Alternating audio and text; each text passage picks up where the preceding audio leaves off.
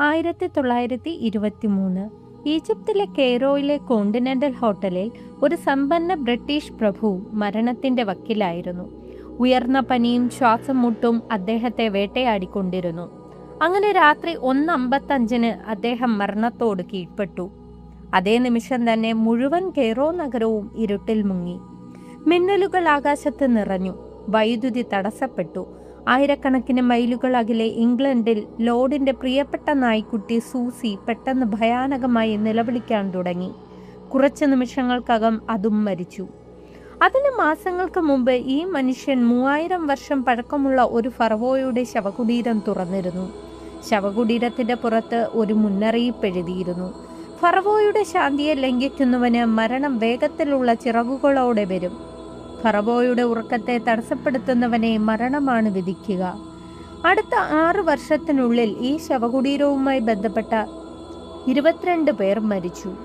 78 വയസ്സുള്ള ഒരു സെക്രട്ടറിയുടെ പിതാവ് 7ാം നിലയിൽ നിന്ന് ചാടി മരിച്ചു. ഒരു റേഡിയോളജിസ്റ്റും പെട്ടെന്ന് മരിച്ചു. മമ്മിയുടെ ശവപരിശോധന നടത്തിയ ശാസ്ത്രജ്ഞൻ കണ്ടെത്തിയത് ലോകം ഒരിക്കലും വിശദീകരിക്കാൻ കഴിയാത്ത ഒരു രഹസ്യമായിരുന്നു. ലോകം ഇതിനെ ഫറവോയുടെ ശാപം എന്ന് വിളിച്ചു. സുഹൃത്തുക്കളെ, ഈ കഥ തുടങ്ങുന്നത് 1922 നവംബറിൽ ഈജിപ്തിലെ കിങ്സ് വാലി എന്ന സ്ഥലത്താണ്. ബ്രിട്ടീഷ് പുരാവസ്തു ഗവേഷകൻ ഹോവാർഡ് കാർട്ടറും അദ്ദേഹത്തിന്റെ സഹായികളും ഒരു ശവകുടീരത്തിന്റെ തിരച്ചിലിലായിരുന്നു.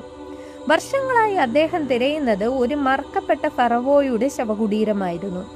ആ ഫറവോയുടെ പേര് തുത്തൻഖാമുൻ. കാർട്ടർ ഒരു ചെറിയ പുരാവസ്തു ഗവേഷകനായിരുന്നു. 7ാം വയസ്സിൽ അദ്ദേഹത്തിന്റെ വാട്ടർ കളർ ചിത്രങ്ങൾ ഒരു ലോഡ് കണ്ടു. അതാണ് അദ്ദേഹത്തെ ഈജിപ്തിലേക്ക് കൊണ്ടുവന്നത്. കാർട്ടറുടെ സ്പോൺസർ ഇംഗ്ലണ്ടിലെ സമ്പന്ന അഭിജാതനായ ലോർഡ് കാർണർവൺ. കഴിഞ്ഞ 15 വർഷത്തിനിടെ ഏകദേശം 50,000 പൗണ്ട്, ഇന്നത്തെ മൂല്യമനുസരിച്ച് 50-60 കോടി രൂപ ചെലവഴിച്ചു. പക്ഷെ ഒന്നും കണ്ടെത്തിയില്ല. കാർട്ടർക്ക് ഇത് അവസാന അവസരമായിരുന്നു. കാർണർവൺ വ്യക്തമായി പറഞ്ഞു: ഇത് അവസാന സീസൺ. ഒന്നും കിട്ടിയില്ലെങ്കിൽ ഫണ്ട് നിർത്തും. 1922 നവംബർ 4 കാർട്ടർ ഖനന സ്ഥലത്തെത്തിയപ്പോൾ അവിടെ വിചിത്രമായ നിശബ്ദതയായിരുന്നു. ഫോർമാൻ പറഞ്ഞു: സാർ, ഒരു കൽപ്പടി കണ്ടിരിക്കുന്നു. കാർട്ടറുടെ ഹൃദയം മിടിച്ചു. വേഗം കുഴിക്കൂ എന്ന് അദ്ദേഹം ആജ്ഞാപിച്ചു. നവംബർ 5 മുഴുവൻ പടികളും ദൃശ്യമായി. 10 അടി ഉയരവും 6 അടി വീതിയും. 12ാം പടിയിൽ ഒരു സീൽ ചെയ്ത വാതിൽ. അനൂബിസിന്റെ രാജകീയ മുദ്രയോടുകൂടിയ പ്ലാസ്റ്റർ. ഇത് ഒരു രാജകീയ ശവകുടീരത്തിന്റെ സൂചനയായിരുന്നു. നവംബർ 24 16 പടികൾ വൃത്തിയാക്കി. വാതിലിൽ വ്യക്തമായി പേര് വായിക്കാമായിരുന്നു: തുത്തൻഖാമുൻ. കാർട്ടർ ഉറപ്പിച്ചു, ഇതാണ് താൻ വർഷങ്ങളായി തിരയുന്ന ശവകുടീരം. നവംബർ 26 1922 കാർട്ടർ പിന്നീട് എന്റെ ജീവിതത്തിലെ ഏറ്റവും അത്ഭുതകരമായ ദിവസമെന്ന് ഈ ദിവസത്തെ വിശേഷിപ്പിച്ചു. അടച്ച വാതിലിൽ ഒരു ചെറിയ ദ്വാരമുണ്ടാക്കി. ഉള്ളിൽ നിന്ന് ചൂടുള്ള വായു പുറത്തു വന്നു. മെഴുകുതിരിയുടെ തീപ്പൊരി കാറ്റിൽ ചിതറി. കണ്ണുകൾ ഇരുട്ടിനോടിണങ്ങിയപ്പോൾ സ്വർണം തിളങ്ങുന്നത് കണ്ടു. പിന്നിൽ നിന്ന് കാർണർവൺ ചോദിച്ചു: എന്തെങ്കിലും കാണുന്നുണ്ടോ? കാർട്ടർ മറുപടി പറഞ്ഞു: അതെ, അത്ഭുതകരമായ കാര്യങ്ങൾ.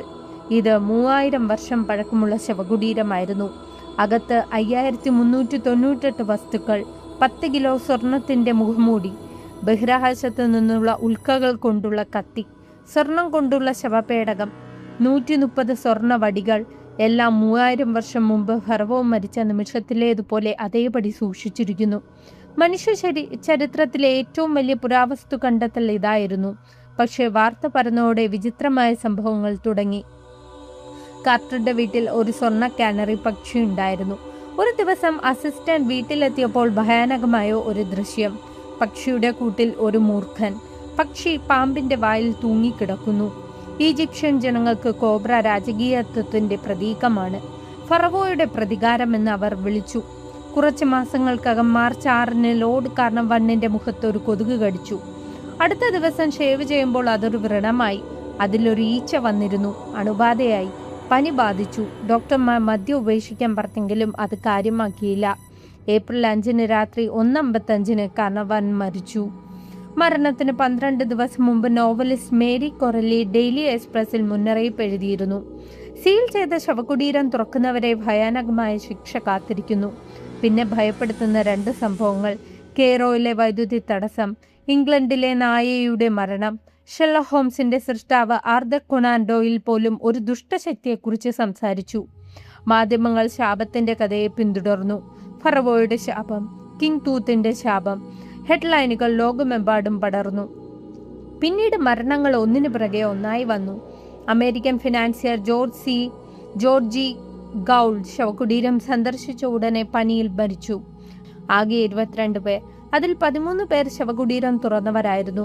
1925 തുത്തൻഖാമുന്റെ മമ്മിയുടെ ശവപരിശോധനയിൽ ഡോക്ടർ ഡഗ്ലസ് ഡെറി ഒരു ഞെട്ടിക്കുന്ന കണ്ടെത്തൽ നടത്തി.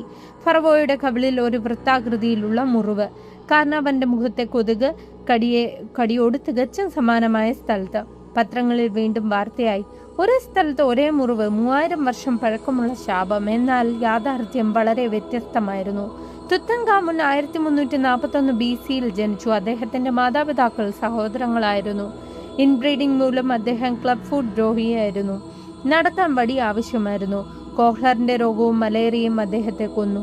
അദ്ദേഹം ഒരു പ്രധാനപ്പെട്ട ഫറവോ അല്ലാതിരുന്നതിനാൽ പിന്നീടുള്ള രാജാക്കന്മാർ അദ്ദേഹത്തിന്റെ പേര് ചരിത്രത്തിൽ നിന്നും മായ്ച്ചു കളഞ്ഞു. അതുകൊണ്ടാണ് ശവകുടീരം 3000 വർഷം മോഷ്ടിക്കപ്പെടാതെ സൂക്ഷിക്കപ്പെട്ടത്. പത്രങ്ങൾ പറഞ്ഞ ശാപലിഖിതം യഥാർത്ഥത്തിൽ നിലവിലില്ലായിരുന്നു. ഒരു ജേർണലിസ്റ്റിന്റെയും സെക്യൂരിറ്റി ഹെഡിന്റെയും ഒരു ചെറിയ പുഞ്ചിരിയിൽ നിന്നാണ് ഈ കഥ ജനിച്ചത്. ജർമ്മൻ ഈജിപ്തോളജിസ്റ്റ് പ്രൊഫസർ സ്റ്റൈൻഡോർഫ് എല്ലാ മരണങ്ങളും പരിശോധിച്ചു. യാതൊരു ബന്ധവുമില്ല. 1963 ഡോക്ടർ എസദീൻ താഹ ശവകുടീരങ്ങളിലെ ആസ്പെർഗില്ലസ് നൈഗർ എന്ന ഫംഗസ് കണ്ടെത്തി. ഇത് ശ്വസന പ്രശ്നങ്ങൾ ഉണ്ടാക്കാം. ആന്റിബയോട്ടിക് മതിയായിരുന്നു. അദ്ദേഹം പ്രസ് കോൺഫറൻസ് നടത്തിയ ഉടനെ കാർ അപകടത്തിൽ മരിച്ചത് മറ്റൊരു ഐറണി. 2002 ബ്രിട്ടീഷ് മെഡിക്കൽ ജേർണലിൽ പ്രസിദ്ധീകരിച്ച പഠനം 44 പേരെ പരിശോധിച്ചു. ശവകുടീരത്തിൽ കയറിയവരുടെയും പോകാത്തവരുടെയും മരണവയസ്സിൽ വലിയ വ്യത്യാസമില്ല. ശാപം ബാധിച്ചവരുടെ ശരാശരി ആയുസ് 73 വയസ്സ്.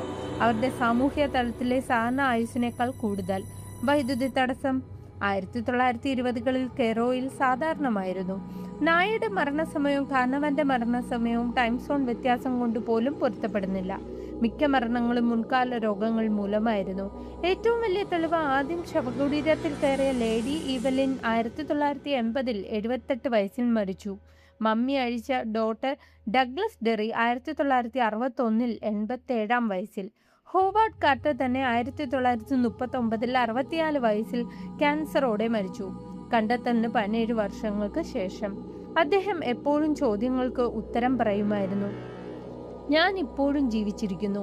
പുരാതന ഈജിപ്ഷ്യക്കാർ വിശ്വസിച്ചത് ഒരു മനുഷ്യൻ മരിക്കുന്നത് ആളുകൾ അദ്ദേഹത്തിന്റെ പേര് മറക്കുമ്പോഴാണെന്നാണ്. തുത്തൻഖാമുന്റെ പിൻഗാമികൾ അദ്ദേഹത്തിന്റെ പേര് മായ്ച്ചു. 3000 വർഷം ലോകം മറന്നു. പക്ഷെ ഒരു ചിത്രകാരന്റെ മകൻ മണൽ മാറ്റി ആ 18-19 വയസ്സുള്ള യുവരാജാവിന് പുതിയ ജീവൻ നൽകി. ഇന്ന് തുത്തൻഖാമുൻ ലോകത്തിലെ ഏറ്റവും പ്രശസ്ത ഫറവോയാണ്. അദ്ദേഹത്തിന്റെ പേര് ഒരിക്കലും മറക്കപ്പെടില്ല. ഹോവാർഡ് കാർട്ടറിനോടൊപ്പം തുത്തൻഖാമുനും പറയുന്നത് പോലെ ഞാനും ഇപ്പോൾ ജീവിച്ചിരിക്കുന്നു. സുഹൃത്തുക്കളെ, നിങ്ങളുടെ മുന്നിലുണ്ട്. ഫറവോയുടെ ശാപം യഥാർത്ഥമായിരുന്നു, അതോ മാധ്യമങ്ങളും ഭയവും ചേർന്ന് സൃഷ്ടിച്ച ഒരു മനോഹരമായ കെട്ടുകഥയോ? ശാപലിഖിതം ഒരിക്കലും ഉണ്ടായിരുന്നില്ല. മിക്ക മരണങ്ങളും സ്വാഭാവിക കാരണങ്ങളാൽ മാത്രം. പഠനങ്ങൾ പറയുന്നത് ശവകുടീരത്തിൽ കയറിയവരുടെ ആയുസ് സാധാരണത്തെക്കാൾ കൂടുതലായിരുന്നു എന്നാണ്.